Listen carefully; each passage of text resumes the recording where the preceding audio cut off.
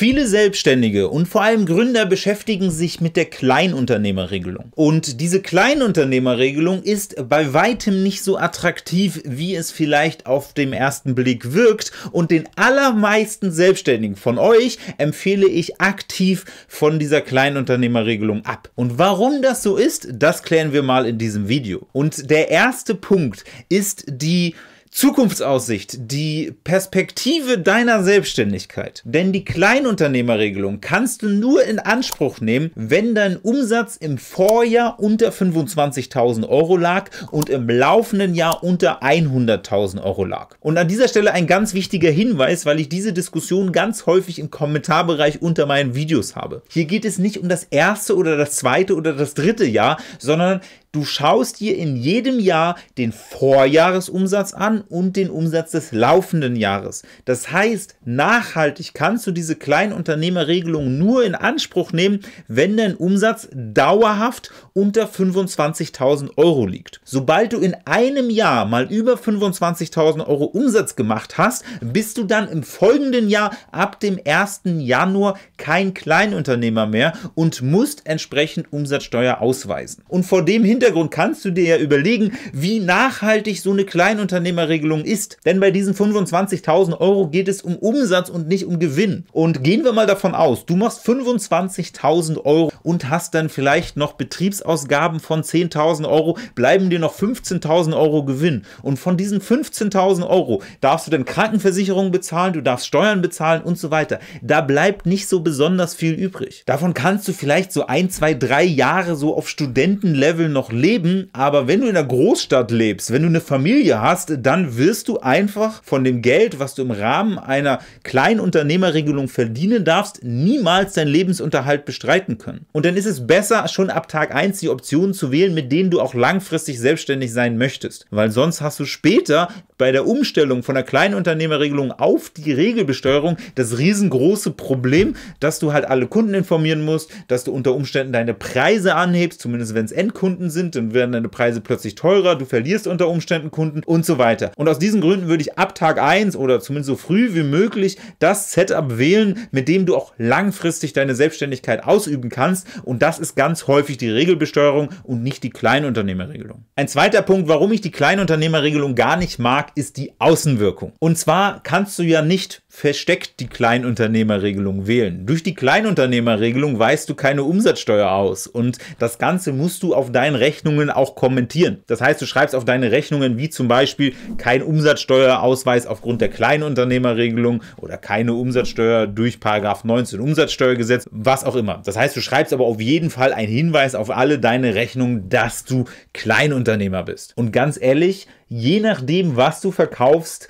macht das jetzt nicht den besten Eindruck. Wenn du dich jetzt selbstständig machen möchtest als Berater, hochpreisig für Unternehmenskunden, und dann schickst du eine Rechnung raus, da steht drauf, kein Umsatzsteuerausweis aufgrund der Kleinunternehmerregelung, ja, damit hast du quasi den Umsatz veröffentlicht, zumindest den Umsatz des Vorjahres, weil dein Kunde weiß sofort, mit deiner Selbstständigkeit machst du gerade unter 25.000 Euro Umsatz pro Jahr. Und das sorgt schon dafür, dass du zumindest in einigen Branchen, in einigen Tätigkeitsbereichen als unseriös, als eine Art Hobby-Selbstständiger wahrgenommen wirst. Und wenn du diesen Eindruck von vornherein vermeiden möchtest, dann ist das auch ein Grund, auf diese Kleinunternehmerregelung zu verzichten. Wenn du allerdings Endkunden, also Verbraucher, private Leute als Kunden hast, dann spielt dieser Faktor keine große Rolle, denn privaten Leuten ist es in der Regel vollkommen egal, was du auf deine Rechnungen schreibst, weil die wiederum ja keine Umsatzsteuervoranmeldung machen und rechtlich gesehen musst du an Endkunden tatsächlich auch gar keine Rechnungen ausstellen. Das heißt,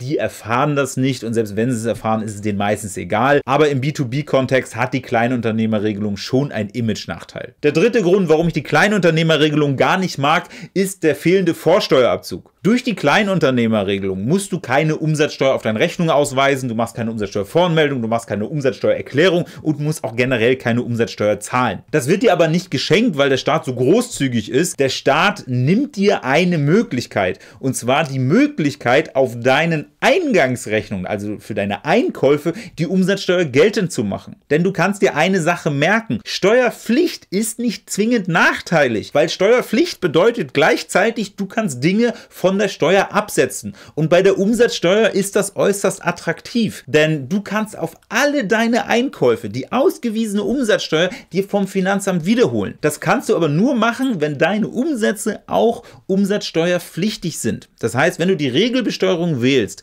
dann machst du im Rahmen der Umsatzsteuervoranmeldung die Rechnung, dass du deine Umsatzsteuer, die du von deinen Kunden bekommen hast, rechnest gegen die Umsatzsteuer, die du an deine Lieferanten und Dienstleister gezahlt hast. Und tatsächlich ist es so, wenn du an deine Lieferanten, Dienstleister und so weiter mehr Umsatzsteuerbeträge gezahlt hast, als du von deinen Kunden bekommen hast, dann bekommst du dieses Geld tatsächlich vom Finanzamt auf dein Konto erstattet. Und das kann tatsächlich für Gründer oder generell bei Selbstständigen in Investitionsphasen super attraktiv sein. Mein Lieblingsbeispiel ist so ein Taxifahrer, der kauft sich erstmal ein Auto für 60.000 € und fährt dann an, mit diesem Auto zu fahren und nimmt jeden Tag so ein bisschen Geld ein. Wenn dieser Taxifahrer jetzt die Kleinunternehmerregelung wählt, dann muss er das Auto mit dem Bruttopreis anschaffen. Das sind dann bei 60.000 € ungefähr 10.000 € Umsatzsteuer. Wenn dieser Taxifahrer sich aber freiwillig für die Regelbesteuerung entscheidet, kann er sich diese Umsatzsteuer wiederholen. Das heißt, 10.000 € kriegt er vom Finanzamt zurückerstattet dafür, dass er in ein Auto investiert hat. Und diese Möglichkeit hat er nur, wenn er die Regelbesteuerung wählt. Du kannst ja also merken, gerade in Investitionsphasen, ganz häufig in den ersten Gründungsjahren, kann es sehr sinnvoll sein, umsatzsteuerpflichtig zu sein und bewusst auf diese Kleinunternehmerregelung zu verzichten, damit das Finanzamt dir die Umsatzsteuerbeträge zurückerstattet. Und damit kommen wir zum vierten Punkt, warum ich die Kleinunternehmerregelung nicht mag und sie zum Teil sogar für sehr gefährlich halte. Und zwar hast du ein steuerliches Problem, wenn du als Kleinunternehmer Kunde bist bei Unternehmen, die ihren Sitz im EU-Ausland haben. Das heißt in irgendeinem anderen EU-Land, zum Beispiel Österreich oder Dänemark oder Luxemburg, Amazon oder Irland, zum Beispiel der Meta-Konzern oder Google und so weiter. Und bei diesen Unternehmen bist du häufiger mal Kunde und da hast du ein Problem als Kleinunternehmer. Und zwar gilt bei diesen Geschäftsbeziehungen entweder das Prinzip des innergemeinschaftlichen Erwerbs oder das Reverse-Charge-Verfahren. Das ist zwar umsatzsteuerrechtlich was Unterschiedliches, aber das Endergebnis ist für dich als Kleinunternehmer in Deutschland immer das gleiche. Und zwar sorgen diese beiden Prinzipien, diese beiden Regeln dafür, dass du als Kunde die Umsatzsteuerpflicht übernimmst von dem Verkäufer. Wenn du zum Beispiel als deutsches Unternehmen bei Google wirbst, dann hast du eine Geschäftsbeziehung als deutsches Unternehmen mit einem irischen Unternehmen. Und dann bekommst du eine Nettorechnung von Google für diese Werbeleistung. Und dann steht auf der Rechnung sowas wie, dieser Umsatz unterliegt dem Reverse-Charge-Verfahren. Und das bedeutet, dass du als Leistungsempfänger die Umsatzsteuer für diesen Umsatz, für diese Ausgabe in Deutschland ans Finanzamt abführen musst. Das klingt erstmal komisch, dass wenn du 1.000 € an Google überweist, dann nochmal on top 190 € an das deutsche Finanzamt abführen musst. Das ist in den allermeisten Fällen überhaupt gar kein Problem, weil diese gezahlten 190 € kannst du dir sofort vom Finanzamt wiederholen. Also in der gleichen Umsatzsteuervoranmeldung rechnest du einmal ganz oben in der Rechnung plus 190 € und weiter unten rechnest du einfach nochmal minus 190 € und insgesamt zahlst du eigentlich gar nichts ans Finanzamt, aber du hast es einmal angemeldet. Wenn du jetzt Kleinunternehmer bist, musst du das Ganze trotzdem machen. Das heißt, wenn du Werbung buchst bei Google, dann bist du dazu verpflichtet, eine Umsatzsteuervoranmeldung zu machen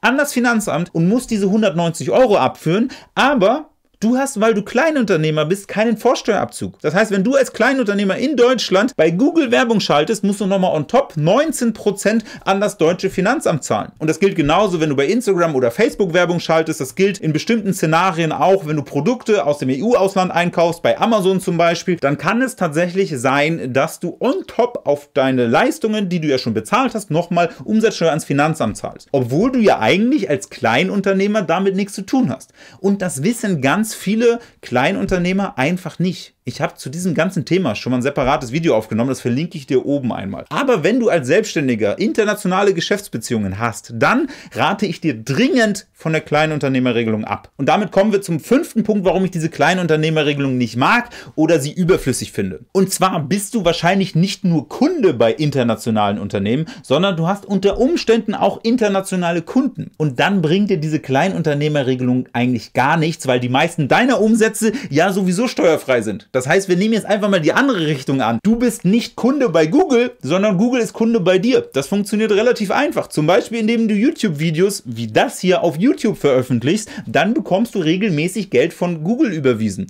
Und das ist ohne Umsatzsteuer. Und das Gleiche gilt natürlich auch, wenn du eine Beratungsleistung erbringst für ein Unternehmen aus dem EU-Ausland. Das ist aber auch bei den meisten Affiliate-Plattformen der Fall, über Freelance-Plattformen und so weiter. Du hast relativ schnell Kunden im Ausland und diese Umsätze, die du machst mit Kunden im Ausland, sind für dich gar nicht umsatzsteuerpflichtig, weil genau da dieses Reverse-Charge-Prinzip gilt. Nur halt die andere Seite. Das heißt, deine Umsätze sind sowieso umsatzsteuerfrei. Wenn du jetzt die Kleinunternehmerregelung wählst, hast du nichts gewonnen, aber du hast die Nachteile, dass du auf der Kostenseite dir die Umsatzsteuer nicht wiederholen kannst. Das heißt, für alle Leute, die irgendwie im weitesten Sinne im Internet arbeiten, ergibt diese Kleinunternehmerregelung nahezu nie Sinn. Wenn du zu diesen ganzen Themen Fragen hast, dann schreib mir diese Frage unten in den Kommentarbereich und ich versuche dir da mal weiterzuhelfen. Und wenn du sagst, oh mein Gott, wenn ich jetzt auf diese Kleinunternehmerregelung verzichte, dann brauche ich ja ein Buchhaltungsprogramm, dann brauche ich ja ein richtiges professionelles Setup. Ja, würde ich dir dringend empfehlen, abonniere diesen Kanal, dann bleibst du da immer auf den Laufenden und weißt auch, was du machen musst. Du findest unten in der Videobeschreibung eine ganze Reihe von Empfehlungen für zum Beispiel Buchhaltungsprogramme.